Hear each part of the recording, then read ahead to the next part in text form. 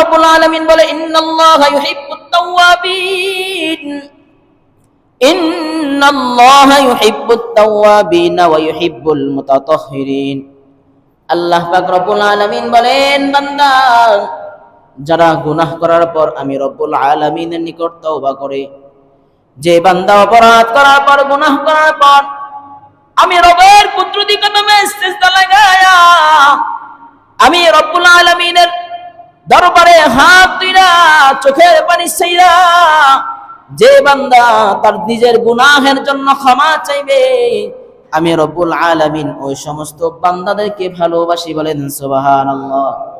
আল্লাহ পাক রব্বুল আলামিন বলে, বান্দা তোমার হাজার হাজার গুনাহ করতে করতে সমুদ্রের ফেনার পরিমাণ তোমার গুনাহ, পাহাড় থেকেও ওজন হয়ে গেছে তোমার গুনাহের পরিধি। এই বান্দা সব গুনাহ নিয়ে যদি একবার আমি রবকে রব বইলা ডাক দাও, একবার চোখের পানি ফেলায়া আমি রব্বুল আলামিনের কাছে ক্ষমা চাও, তো আমি রব্বুল আলামিন তোমার জিন্দেগীর সবগুলি গুনাহ ক্ষমা করিয়া তোমাকে আমি আল্লাহ প্রিয় বান্দাদের কাতারে নাম লেখা দেব। বলেন সুবহানাল্লাহ। তাহলে বোঝা যায় আল্লাহ পাক রব্বুল আলামিন বড় দয়াশীল। আল্লাহ বলেন, যারা তওবা করে নিজের গুনাহের জন্য ক্ষমা চায়, আমি রব্বুল আলামিন তাদেরকে মহব্বত করি, আমি রব্বুল আলামিন তাদেরকে বড় ভালোবাসি, বড় মায়া করি। এজন্য ভাইরা আমার, জিন্দেগীর মধ্যে আমাদের চলতে ফিরতে গুনাহ হয় কি হয় না? আমরা যখন বাহিরে যাই, আমরা ডানে তাকাই তাও দেখি গুনাহ,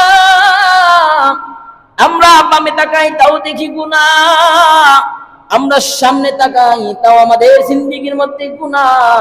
প্রত্যেকটা সেক্টরে, প্রত্যেকটা জায়গায় আমরা গুনাহের সাথে সম্পৃক্ত।